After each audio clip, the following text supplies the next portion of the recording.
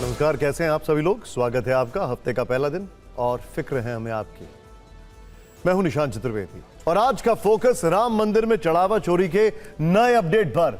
नई जानकारी यह है कि चढ़ावा चोरों ने दान पात्र से सिर्फ कैश ही नहीं चुराया बल्कि समय लेकर सबूत भी मिटाए। इसीलिए सवाल है कि कौन था उन चढ़ावा चोरों के पीछे। रामलला से छल वाली साजिश का सूत्रधार कौन है। फिक्र पाकिस्तान अफगानिस्तान में बढ़ते तनाव की, क्योंकि कायर पाकिस्तान ने अफगानिस्तान में मासूम बच्चों पर बम गिराए हैं। अब बदला लेने के लिए पाकिस्तान के विरुद्ध तालिबान के गुरिल्ला युद्ध की आशंका है। और यूरोप में हीट वेव का प्रकोप देखने को मिल रहा है। अकेले फ्रांस में ही गर्मी से 1000 से अधिक लोगों की मौत हो चुकी है। यूरोप में गर्मी के कहर की वजह जानेंगे।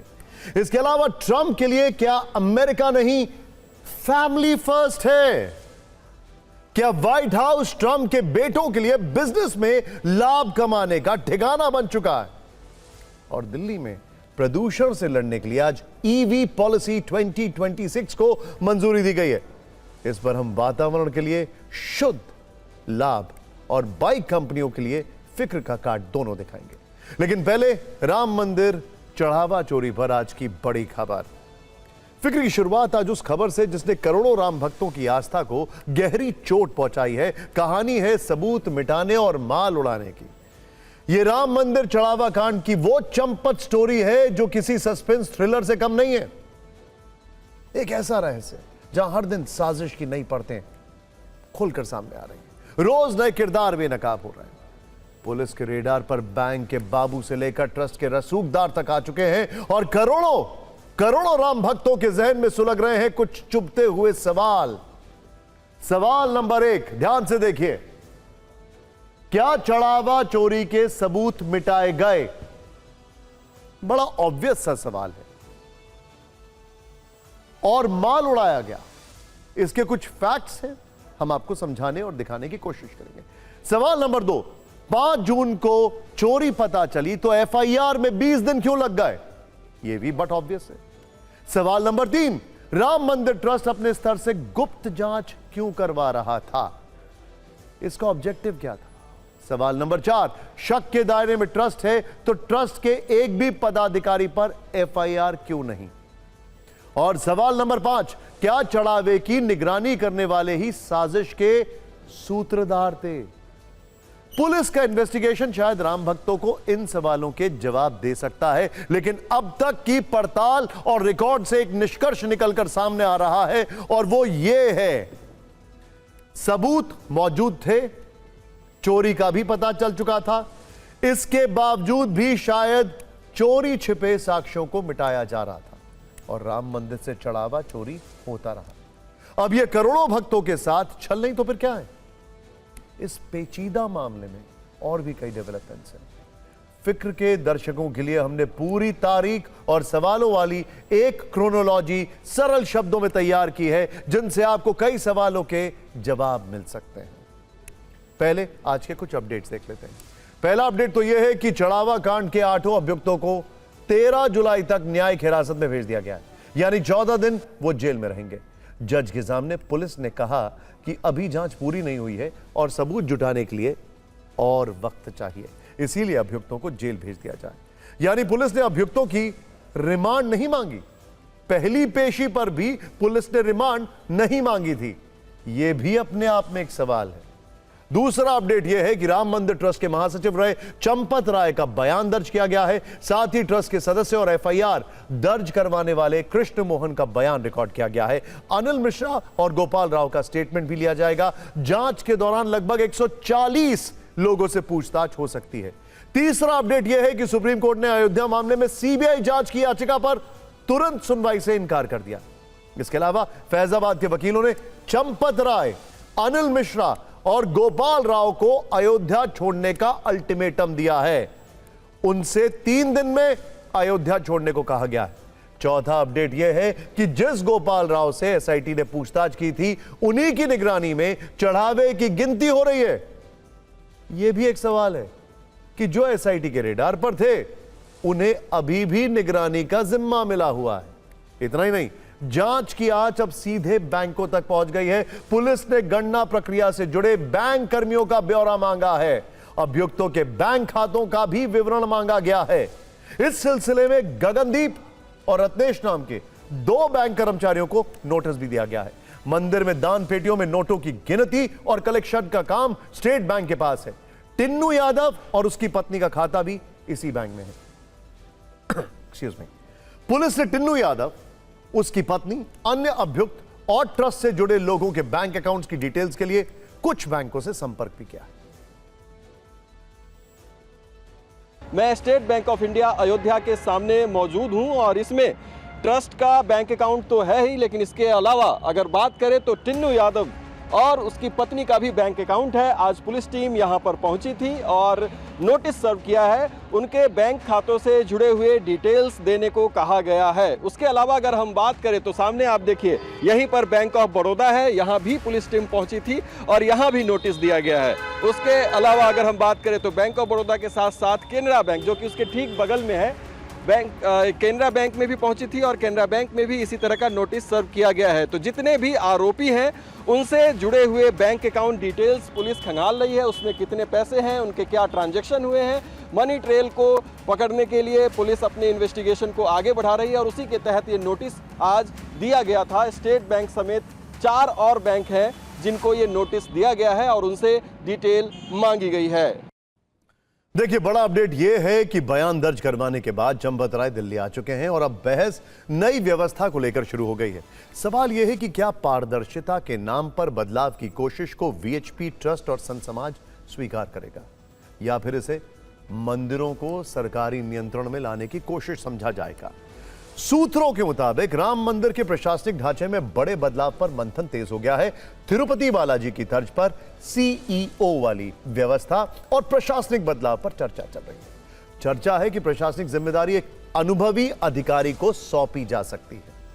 हालांकि इस पर अभी कोई आधिकारिक फैसला नहीं हुआ है, लेकिन माना जा रहा है कि किसी वरिष्ठ रिटायर्ड आईएएस अधिकारी को यह काम सौंपा जा सकता है।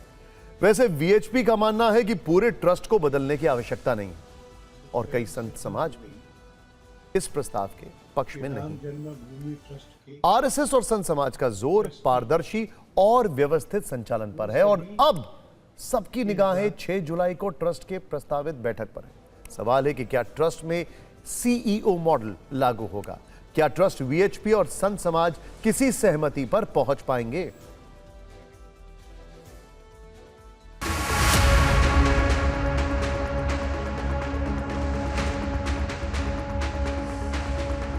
जब ये कहा गया कि चंपत जी इस पद पर बने रहेंगे, तो क्या वो बाकी गवाहों को प्रभावित नहीं कर लेंगे? चंपत जी ने, अनिल मिश्रा जी ने तुरंत त्यागपत्र दे करके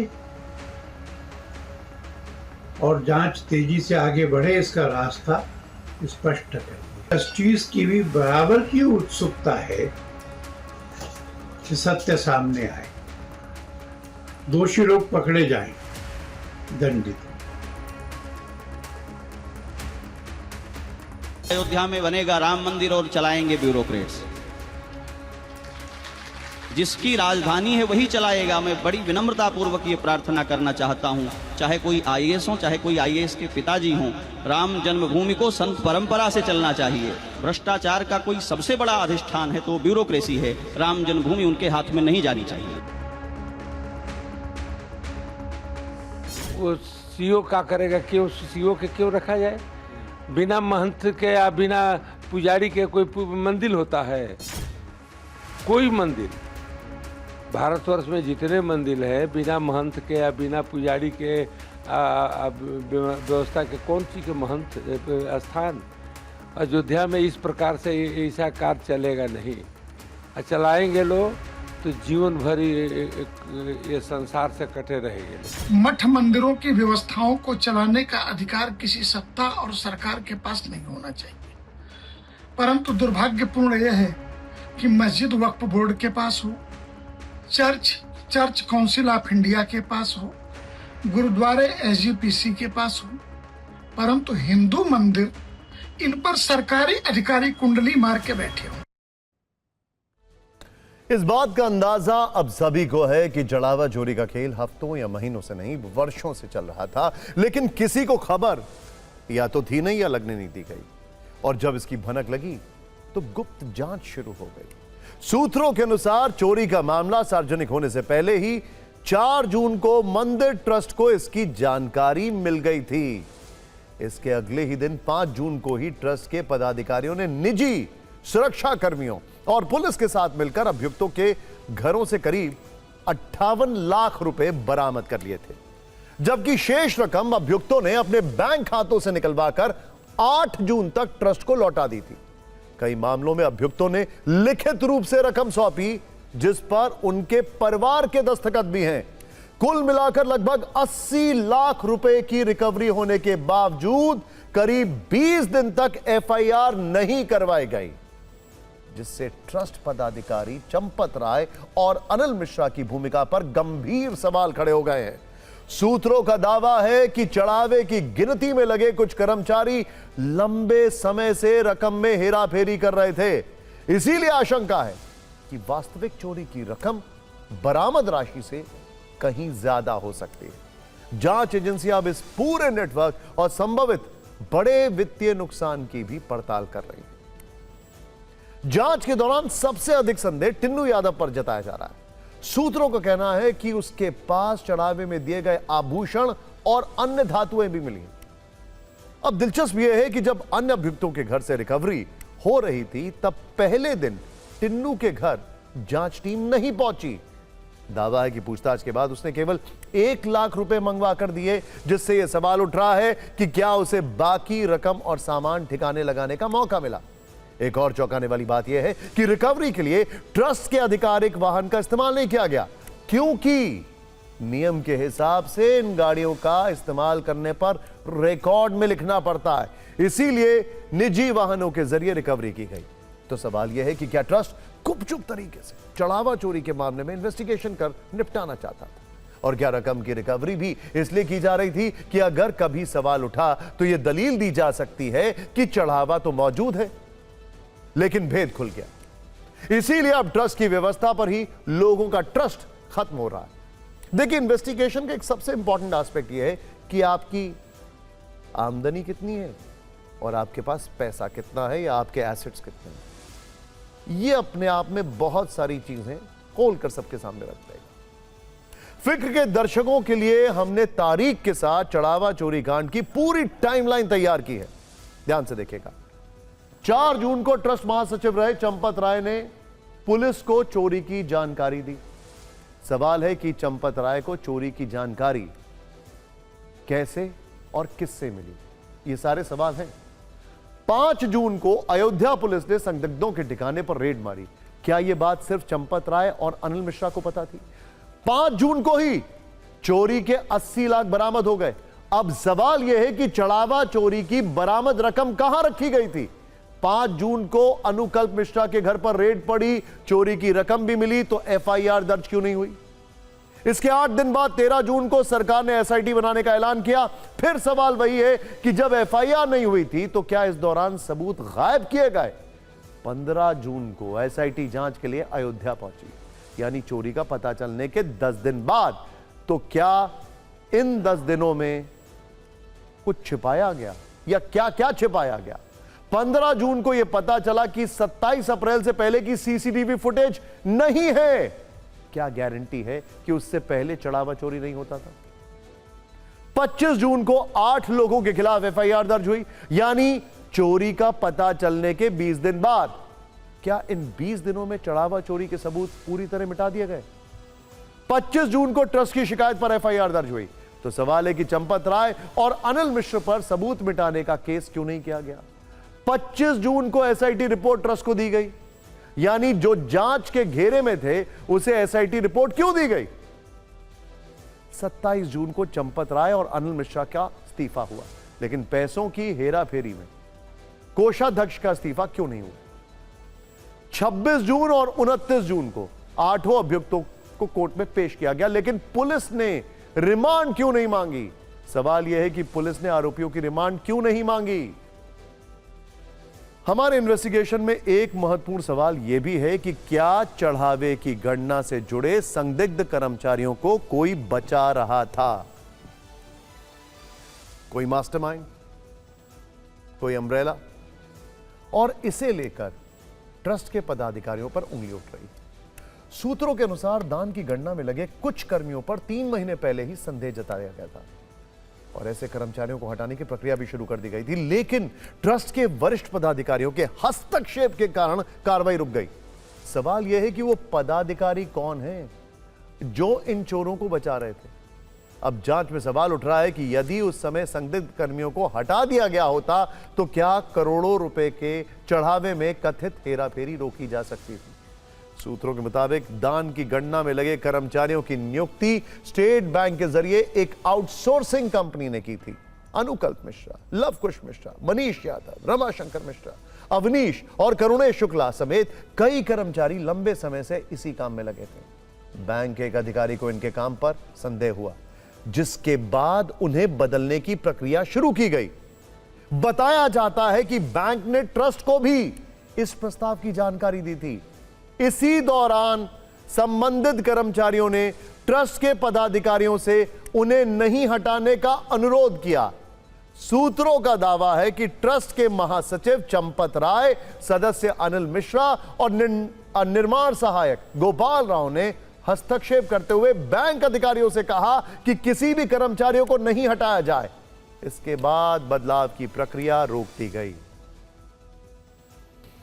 जांच से जुड़े सूत्रों का मानना है कि कर्मचारियों को संरक्षण मिलने से उनका मनोबल बढ़ा और चढ़ावे में हेराफेरी का सिलसिला जारी रहा, यानी रेड फ्लैग दिखाया गया था, लेकिन हुआ कुछ नहीं। यदि समय रहते कर्मचारियों को बदल दिया जाता तो चोरी का नेटवर्क टूट सकता था। अब एसआईटी इस बात की भी जांच कर रही है कि संदिग्ध कर्मचारियों को हटाने की सिफारिश क्यों नहीं लागू हुई और इस फैसले की जिम्मेदारी किस स्तर पर तय होती है। लेकिन अब तक की जांच में जो पता चला है उससे यह तो दिख रहा है कि बैंक कर्मियों की मिलीभगत के बिना इतने बड़े स्तर की चोरी और रिकॉर्ड में हेरफेर संभव नहीं है। ट्रस्ट तक पहुंच के बिना यह खेल लंबे समय तक नहीं खेला जा सकता था। यानी जिन पर निगरानी की जिम्मेदारी थी, क्या वही साजिश के सूत्रधार थे?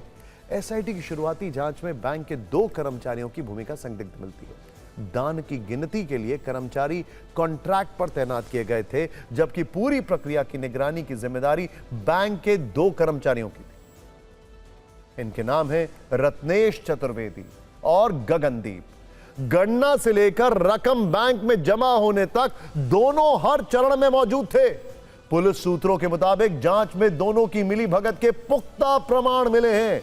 ऐसे में इन दोनों पर जल्द कार्रवाई हो सकती है। सूत्रों के मुताबिक जांच में पता चला है कि गणना के दौरान अभियुक्त सीसीटीवी के सामने अपने साथियों का घेरा बनाकर नकदी निकाल लेते थे। यदि इस तरह से रकम नहीं निकाल पाते थे तो गणना रजिस्टर में 4 से 5 लाख रुपए कम दर्ज कर बाद में बैंक में जमा करते समय उतनी ही राशि निकाल ली जाती थी। रिकॉर्ड में इस तरह का हेराफेरी बैंक कर्मियों की भागीदारी के बिना संभव नहीं है। सूत्रों के मुताबिक जांच टीम एक वरिष्ठ बैंक अधिकारी की भूमिका की पड़ताल कर रही है। पुलिस का मानना है कि बैंक कर्मचारियों की जानकारी और सहयोग के बिना इतने संगठित तरीके से चढ़ावे में हेरफेर लंबे समय तक चल पाना संभव ही नहीं था। ऐसे में आने वाले दिनों में इस पर और गिरफ्तारियां होने की संभावना है। ट्रस्ट और गिरफ्तार अभियुक्तों के खातों और लॉकर की जानकारी के लिए अयोध्या पुलिस ने एसबीआई, बैंक ऑफ बड़ौदा और कैनरा बैंक को नोटिस दिया है। फिलहाल अभियुक्तों के लिए एक और बुरी खबर है। फैजाबाद बार एसोसिएशन ने फैसला लिया है कि कोई भी वकील इनका मुकदमा नहीं लड़ेगा और जो लड़ेगा उस पर कार्रवाई होगी। वकीलों ने चंपत राय को भी अयोध्या छोड़ने का अल्टीमेटम दे दिया है।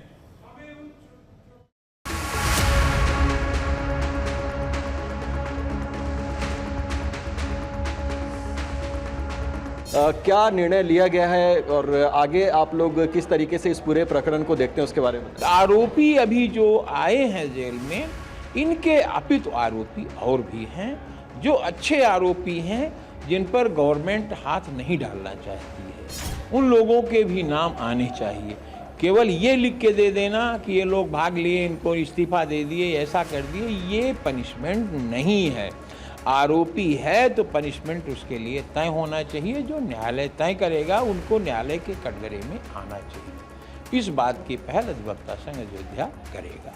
उसकी कमेटी बनाई गई, उसमें 20 लोगों के लगभग नाम हैं, सारे वरिष्ठ लोग हैं, सभी समुदाय के लोग हैं। वकीलों को कहा गया कि आप लोग, सभी लोगों ने एक स्वर से अपने आप ही कहा कि हम लोग इनकी वकालत नहीं करेंगे। यहाँ पे जो आरोपी बनाए गए हैं, हमारे संघ ने आज निर्णय लिया, जो संघ में करीब 2000 वकील खड़े थे, उन्होंने एक स्वर से निर्णय लिया कि हम लोग इनकी पैरवी करेंगे, लेकिन इनके पक्ष में नहीं, इनके खिलाफ पैरवी करेंगे, इनको सजा दिलाने के लिए पैरवी करेंगे, इनके पक्ष में नहीं करेंगे। कि जो SIT जांच हुई है उस पर भरोसा ही है, लेकिन इसके बाद भी हम लोग एक CBI जांच की मांग जो है राष्ट्रपति से और प्रधानमंत्री महोदय से करेंगे।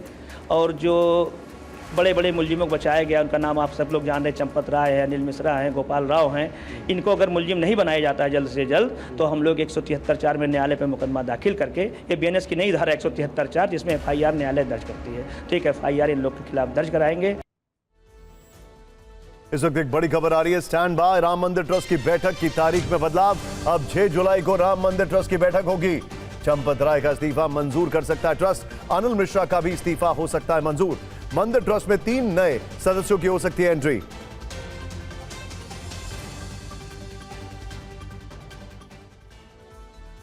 इस बीच पुलिस अभियुक्त लव कुश मिश्रा से जुड़े एक नए मकान की जांच कर रही है।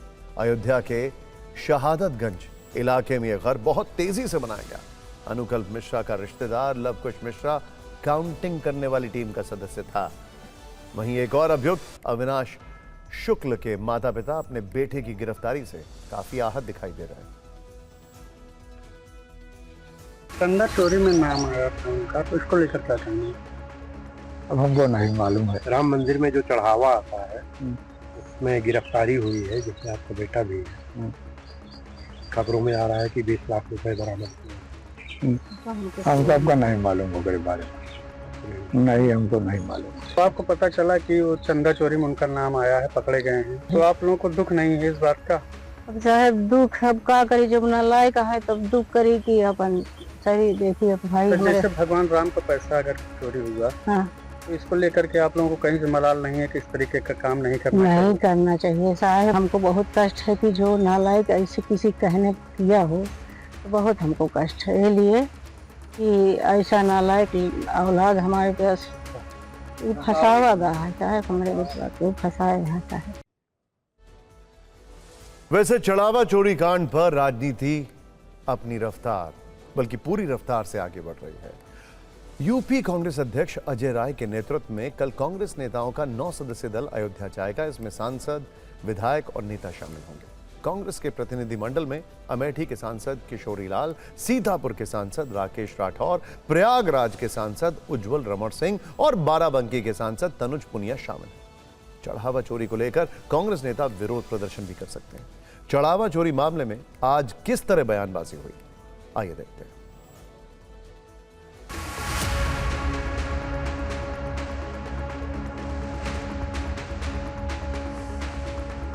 जिनके लिए नेशन फर्स्ट नहीं है, डोनेशन फर्स्ट है।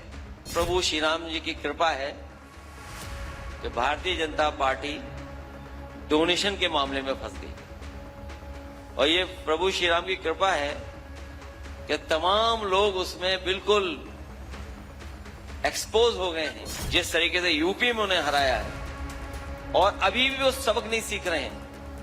जब अयोध्या हार गए उसके बाद भी नहीं सबक सीख रहे हैं। तभी प्रभु श्री राम जी ने ये जानकारी दी कि उनका चंदा चोरी हो रहा है। बताया कि बड़े लोग बचा रहे 8 करोड़ में 80 लाख रुपए। देखिए, पुलिस प्रशासन निष्पक्ष जांच करके कड़ी कार्रवाई करे, सरकार इसको सुनिश्चित करेगी। पूरे देश में विरोध हो रहा है। अब गांव-गांव में भाजपा संघ वाले जा रहे हैं, कर रहे हैं चढ़ावा चोरों भागो, भगाओ चढ़ावा चोरों को। गांव-गांव में भगा रहे हैं लोग। अभी कुछ दिन में पूरे आप देखना उत्तर प्रदेश के गांव-गांव में बैनर लगेगा कि चढ़ावा चोरों की एंट्री बंद होने वाली है। चढ़ावा चोरों को अब भाजपा के लोग जो जा रहे हैं चढ़ावा चोर करके लोग गाँव में आना, उनका पूरी तरीके से बहिष्कार करेंगे। ये जो कालनेमी है, जो हैं कुछ और इस पर चिंता जाहिर करके और आस्था को और ठेस पहुंचा रहे हैं, मैं उन लोगों की निंदा करता हूं। इसकी चिंता राम भक्तों को करने दो, हम बैठे हैं और सरकार ने स्पष्ट रूप से कहा है, योगी जी ने स्पष्ट रूप से कहा है कि किसी को बख्शा नहीं जाएगा। तो अब इनसे कभी कभी शिकायत नहीं करने का मन करता है कि अगर बिहार में महिलाओं को ठग लिया, कैसे उनसे अब मैं शिकायत करूं? ईश्वर को ठग लिया भाई। ये कमाल के लोग हैं जो भोलेनाथ को ठग सकते हो, मर्यादा पुरुषोत्तम को ठग सकते हो। उनको तो प्रणाम किया जाए और कहा जाए कि आप जो करते हैं कुछ अच्छे के लिए ही किया होगा। 40 दिन में 70 बार चोरी हुई, ऐसी खबरें आ रही हैं सीसीटीवी फुटेज के जरिए। तो भैया 1500 दिन की तुमने जांच क्यों नहीं कराई? ये तो चोरी 5 साल से चल रही है ना, 5-6 साल से चोरी चल रही है। देश के बड़े धार्मिक स्थलों में हर वर्ष करोड़ों रुपए का चढ़ावा और सोने चांदी के आभूषण दान में आते हैं। अगर उज्जैन के महाकाल मंदिर की बात करें तो 2025-26 में मंदिर की कुल आय लगभग 142 करोड़ रुपए पहुंचने का अनुमान है, जिसमें सिर्फ दान से करीब 80 करोड़ रुपए मिले। शिरडी के ट्रस्ट के पास करीब 550 किलो सोना और 7000 किलो चांदी है, लेकिन अब तक चोरी का कोई मामला सामने नहीं आया। इन दोनों मंदिरों के अलावा कई मंदिर हैं जहां सीसीटीवी निगरानी, डिजिटल रिकॉर्ड और पारदर्शी गणना व्यवस्था का दावा है, जो पारदर्शी दिखता भी है। फिक्र के लेंस से देखें तो राम मंदिर केवल एक मंदिर नहीं, बल्कि दशकों तक चले लंबे आंदोलन, करोड़ों लोगों की आस्था और राष्ट्रीय भावनाओं का प्रतीक है। ऐसे में उम्मीद थी कि यहां का प्रशासन और व्यवस्था पूरी दुनिया के लिए पारदर्शिता और रामराज की मिसाल पेश करेगा, लेकिन चढ़ावा चोरी के आरोपों ने ऐसे कई सवाल खड़े कर दिए हैं जिनका जवाब अब केवल जांच एजेंसियों को ही नहीं, बल्कि ट्रस्ट और उस पूरे सिस्टम को देना होगा जो भक्तों का भरोसा चुराकर चंपत हो गया। इस वक्त एक बड़ी खबर आ रही है, राम मंदिर में रेडियो मेंटेनेंस ऑफिसर का तबादला। अयोध्या से 17 साल बाद अर्जुन देव का तबादला। अर्जुन देव को गोरखपुर भेजा गया। सीसीटीवी कंट्रोल रूम की मॉनिटरिंग आरएमओ अर्जुन देव के पास थी। अर्जुन देव के पास थी मंदिर की वायरलेस सिस्टम और सीसीटीवी निगरानी की जिम्मेदारी। एसआईटी जांच में खुलासा हुआ, अर्जुन देव अपनी जिम्मेदारियों से अधिक ट्रस्ट के कामकाज में सक्रिय था। बीते 17 सालों से अयोध्या में तैनात वायरलेस इंस्पेक्टर अर्जुन देव का हाल ही में हुआ ट्रांसफर भी रुक गया है। पंकज इस वक्त हमारे साथ है। पंकज, पूरी जानकारी दीजिए। निशान, देखिए, ये रेडियो मेंटेनेंस के ऑफिसर थे अर्जुन देव। ये करीब 17 सालों से अयोध्या में तैनात थे। बताया जा रहा है चंपत राय के बेहद करीबी थे।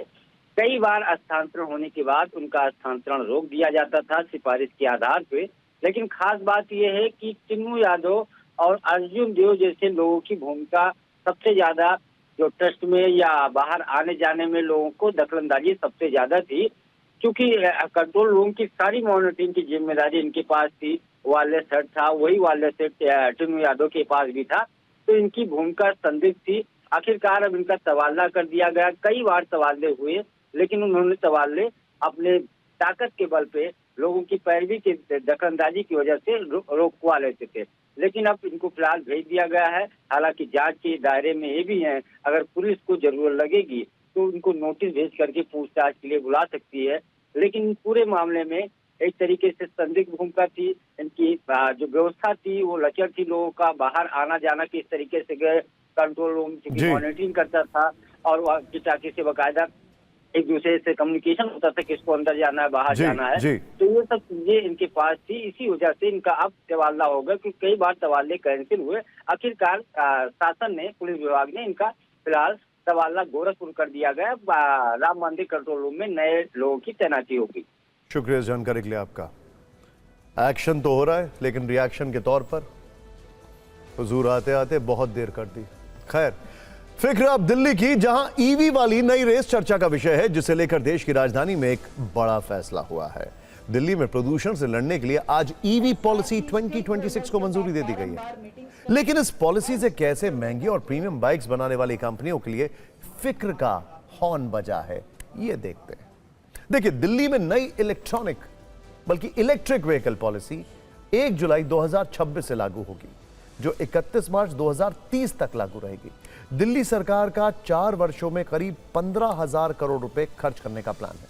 पॉलिसी के अनुसार इलेक्ट्रिक कारों पर 100% रोड टैक्स और रजिस्ट्रेशन माफ किया जाएगा। बड़ी बात यह भी है कि 1 अप्रैल 2028 से दिल्ली में पेट्रोल, डीजल और 2 व्हीलर का रजिस्ट्रेशन नहीं किया जाएगा, यानी सिर्फ E2 व्हीलर चलेंगे। और 1 जनवरी 2027 से EV 3 व्हीलर्स और EV N1 ट्रक का रजिस्ट्रेशन किया जाएगा। लेकिन इन सब में सबसे ज्यादा विमर्श E2 व्हीलर्स वाले फैसले पर हो रहा है, क्योंकि इससे न सिर्फ महंगी बाइक्स के शौकीन लोगों के मन में कई सवालों की रेस शुरू हो गई है, तो कंपनियां भी बिजनेस वाला चिंता कार्ड दिखा रही हैं।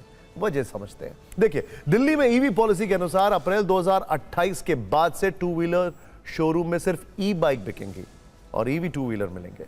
लोगों को आर्थिक राहत देने के लिए सरकार ने सब्सिडी वाला प्लान भी बताया है, जिसके तहत 2.25 लाख की ई बाइक पर पहले साल 30,000 रुपए तक सब्सिडी दी जाएगी और यह सब्सिडी अगले 3 वर्षों तक अलग अलग स्लैब पे मिलेगी।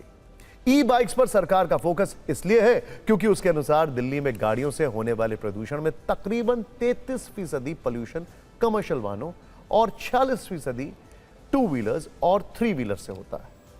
खैर, अब सरकार तो प्रदूषण मुक्त राहत की सांस लेने की तैयारी कर रही है, तो बाइक बनाने वाली कंपनियों का तनाव इससे बढ़ गया है। उनके लिए चुनौतियां बढ़ गई हैं, खासकर वो कंपनी जो महंगी बाइक्स बनाती हैं।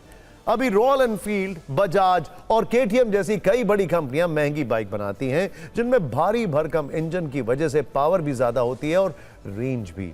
लेकिन अब इन कंपनियों को ई बाइक के हिसाब से तकनीक बदलनी होगी। ई बाइक्स की कीमत भी पेट्रोल बाइक के मुकाबले ज्यादा होगी। हालांकि इसके लिए सरकार ने पहले ही सब्सिडी वाला प्लान बना लिया है। लोगों के मन में भी सवाल इस बात को लेकर है कि क्या ई बाइक्स में वो सब कुछ मिल पाएगा जो उन्हें अभी प्रीमियम और पावरफुल बाइक्स में मिलता है। क्या उस स्तर की ई बाइक्स कंपनियां तैयार कर पाएंगी?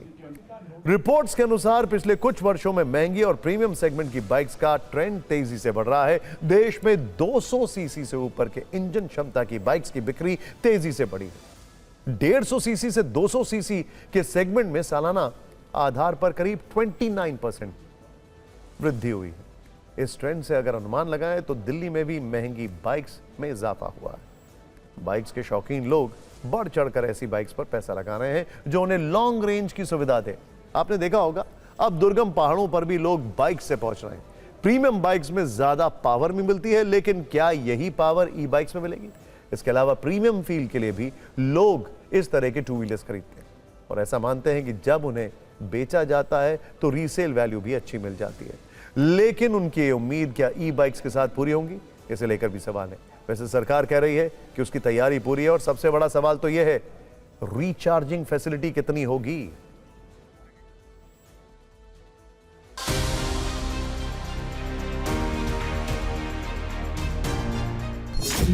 ईवी पॉलिसी तो हम 1 जुलाई 2026 से लागू करना चाह रहे हैं। 31 मार्च 2030 तक ये पॉलिसी लागू रहेगी।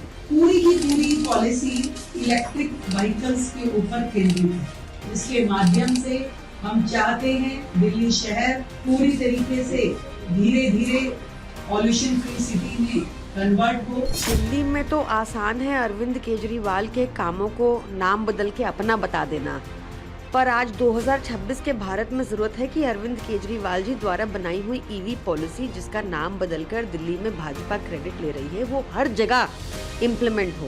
मेरा मानना है कि पोल्यूशन के खिलाफ ये एक जंग के रूप में ईवी पॉलिसी काम करेगी, क्योंकि इस ईवी पॉलिसी के माध्यम से हर तरह का व्हीकल जो पोल्यूटिंग व्हीकल है दिल्ली में, उसको ईज आउट करने के लिए एक विस्तृत पॉलिसी बनाई गई है। ईवी के साथ भी एक बहुत बड़ा सवाल बार बार उखड़ के आ रहा है कि जो बैटरियां निकल कर आ रही हैं, उनका डिस्पोजल का क्या होगा? एक ये बहुत बड़ा सवाल बन रहा है, क्योंकि चलिए साहब, कार्बन है और चीज़ें हैं, इसकी तो फिर भी कंट्रोल के तौर तरीके हैं। ये वाला जो पोल्यूशन होगा ईवी का, इसको भी सरकार को सुलझाना पड़ेगा। 7,000 करोड़ रुपए इस पॉलिसी के अंतर्गत अगले आने वाले 3 वर्षों में खर्चे जाएंगे।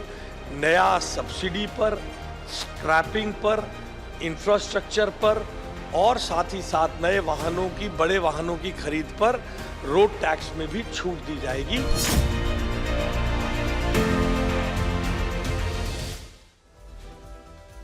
एक बड़े मशहूर कोल्ड ड्रिंक के ऐड की टैगलाइन थी, जोर का झटका धीरे से लगे। यहां पर ई बाइक्स पर जाएगा, जोर का झटका सब्सिडी से लगे। खैर, आपको बताते हैं जब ई बाइक्स वाला प्लान पूरी तरह जमीन पर आएगा तो क्या फायदे होंगे और इससे लेकर सरकार के सामने क्या बड़ी चुनौतियां होने वाली हैं, देखते हैं। देखिए, एक्सपर्ट्स के अनुसार दिल्ली में ई बाइक्स के आने से पेट्रोल डीजल के बढ़ते दाम से छुटकारा मिल जाएगा। माना जा रहा है कि ईवी में इंजन, गियर बॉक्स और ऑयल जैसे तमाम चीजें नहीं होती, जिससे सर्विसिंग का खर्च भी कम हो सकता है। इसके अलावा सरकार ईवी खरीदने पर सब्सिडी देगी, इसीलिए आर्थिक राहत भी मिलेगी।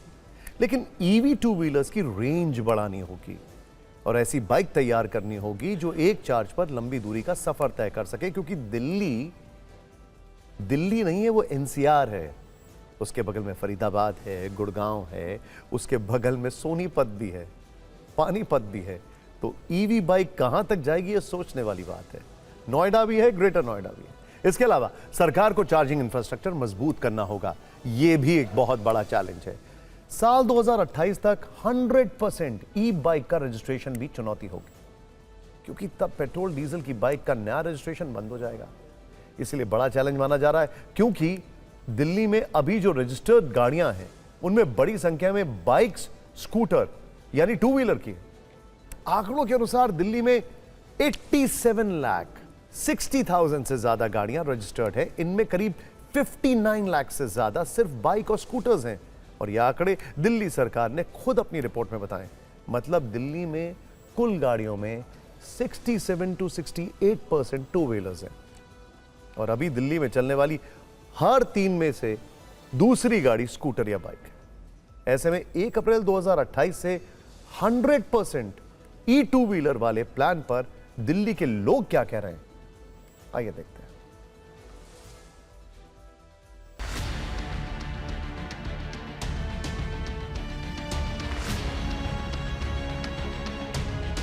देश की राजधानी दिल्ली में प्रदूषण का एक बड़ा कारण वाहनों से उत्सर्जित होने वाला प्रदूषण है, और उसे दूर करने के लिए दिल्ली सरकार ने ईवी पॉलिसी जो है उसको अब कैबिनेट से पास कर दिया गया है, जिसे जल्द ही जो है एलजी के अप्रूवल के बाद यानी कि 1 जुलाई से दिल्ली में लागू कर दिया जाएगा, और जो कि 31 मार्च 2030 तक लागू रहेगी। दिल्ली सरकार के इस फैसले को कैसे देखते हैं कि 2 अप्रैल 2028 के बाद ऐसे व्हीकल आप रजिस्टर करा सकते हैं? उसमें तो हमारा वैसे देखा जाए तो फायदा ही है। हाँ जी, क्योंकि पेट्रोल का रेट भी बढ़े जा रहा है, इलेक्ट्रिकल व्हीकल हमारे मतलब प्रदूषण भी कम होएगा। सर प्रदूषण बहुत ज़्यादा हो गया, गाड़ियाँ बहुत ज़्यादा हो गई है। एक घर के अंदर 8-8 स्कूटी हैं और 3-3 गाड़ियाँ हैं, तो एक बड़ी गाड़ी देनी चाहिए सरकार को जिसके अंदर पूरी फैमिली आ जाए, और बैटरी बेस्ट है। तो ईवी होनी चाहिए, पेट्रोल वाली होनी चाहिए? ईवी होनी चाहिए। तो आप मानते हैं ये पॉलिसी अच्छी है? बहुत बढ़िया सर। उसमें ना चार्जिंग की तो समस्या हो सकती है, चार्जिंग की काफ़ी टाइम लगता है। बिल्कुल यूजलेस। आप अगर ईवी को बाहर लेके जाएंगे चार्जिंग स्टेशन के लिए, आप गाड़ी खड़ी करके 2-2, 4-4, 6-6 घंटे खड़े रहिए। मैं 25 साल से गाड़ी यूज कर रहा हूँ, पेट्रोल इज द बेस्ट। देखिए, अब आपके मन में यह सवाल हो सकता है कि अब पुरानी बाइक्स का क्या होगा, तो इसका जवाब नोट कर लीजिए। यह नियम सिर्फ नई खरीदी जाने वाली बाइक्स पर लागू होगा, मतलब 1 अप्रैल 2028 के बाद खरीदी जाने वाली बाइक्स पर। अगर कोई भी चाहे तो 1 अप्रैल 2028 से पहले पेट्रोल या डीजल बाइक खरीद सकता है, और अगर पहले से किसी के पास पेट्रोल और डीजल बाइक है तो उसे चलाने पर भी किसी तरह की रोक नहीं है। हालांकि समय समय पर प्रदूषण के वक्त दिल्ली में पेट्रोल डीजल गाड़ियों की एंट्री पर बैन लगता रहता है, लेकिन इस पर क्या होगा इसे लेकर अभी तस्वीर स्पष्ट नहीं है। अब कहीं ऐसा ना हो कि दिल्ली वाले सिर्फ सेकंड हैंड गाड़ियां खरीदने लग जाएं 2028 से पहले की। खैर, हाइपोथेटिकल सिचुएशन। अब बात करते हैं यूरोप में पड़ रही गर्मी की।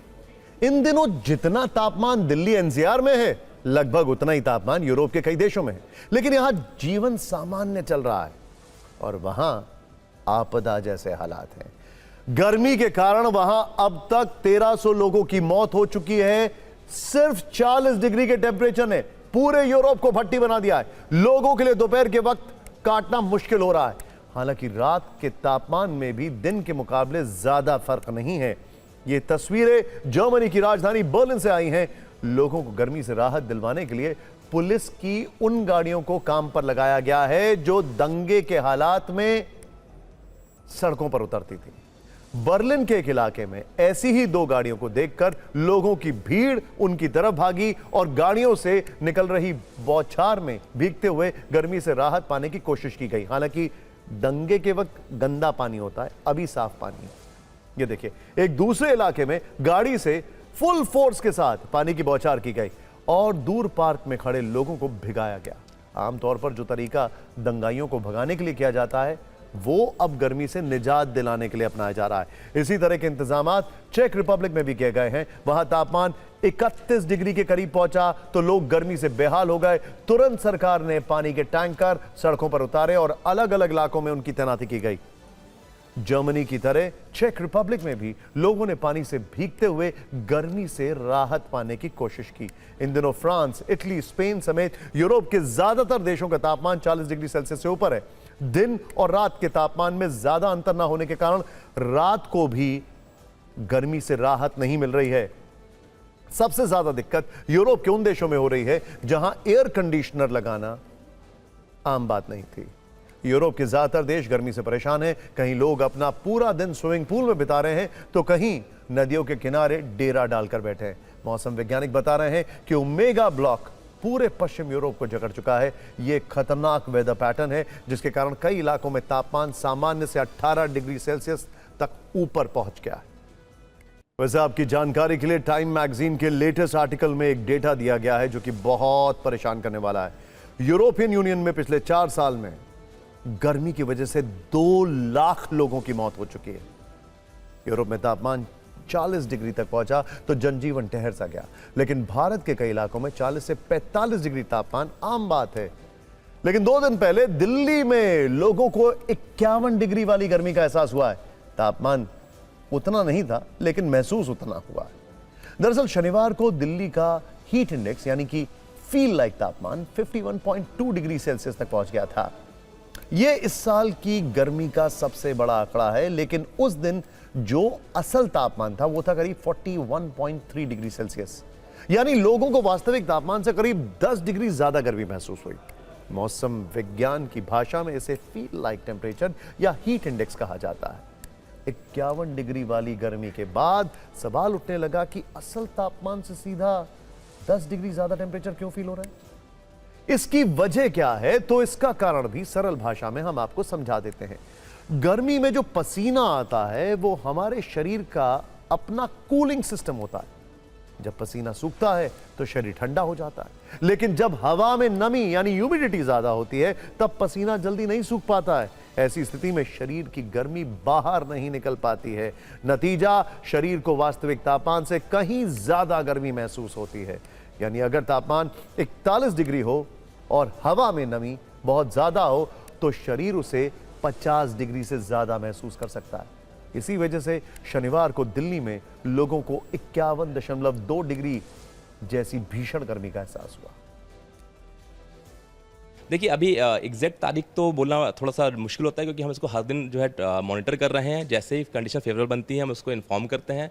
फिलहाल दिल्ली के लिए अगर हम देखें तो आज जो है तापमान 40 से 42 डिग्री सेंटीग्रेड बीच में रह सकता है। कल से हमारा एक्सपेक्टेशन है कि अगले 3 दिनों के दौरान थंडरस्टॉर्म एक्टिविटी जो है वो कंटिन्यू रह सकती है दिल्ली में, जिसकी वजह से जो वर्षा है गतिविधि वो भी हो सकती है। और इसके साथ साथ में जो तापमान है उसमें भी गिरावट 3 से 5 डिग्री सेंटीग्रेड तक की देखने को मिल सकती है। तो जो हीट वेव कंडीशन कल रियलाइज हुई हैं उसमें भी राहत महसूस होगी। उधर पूर्वोत्तर के हालात दिल्ली से बिल्कुल अलग हैं। असम और अरुणाचल प्रदेश के कई इलाके इन दोनों बाढ़ की चपेट में हैं। दिल्ली एनसीआर में गर्मी परेशान कर रही है और असम में बारिश लोगों के लिए मुसीबत बन गई है। बारिश के बाद आई बाढ़ के कारण असम के 6 जिलों के करीब 22,000 लोग प्रभावित हुए हैं। बारिश का सबसे ज्यादा असर असम के धेमाजी जिले पर पड़ा है। वहां 15,000 से ज्यादा लोग बाढ़ जैसे हालात की मार झेल रहे हैं। Assam state disaster management authority के मुताबिक बाढ़ का पानी 96 गांव में घुस गया है और 1,500 हेक्टेयर फसल को बर्बाद कर चुका है। लगातार बारिश के कारण ब्रह्मपुत्र नदी और उसकी सहायक नदियां भी उफान पर हैं। बाढ़ प्रभावित इलाकों में लगातार रेस्क्यू ऑपरेशन चलाए जा रहे हैं। एनडीआरएफ की टीमों ने अब तक कई लोगों को बाढ़ प्रभावित इलाकों से निकालकर सुरक्षित ठिकानों तक पहुंचा दिया।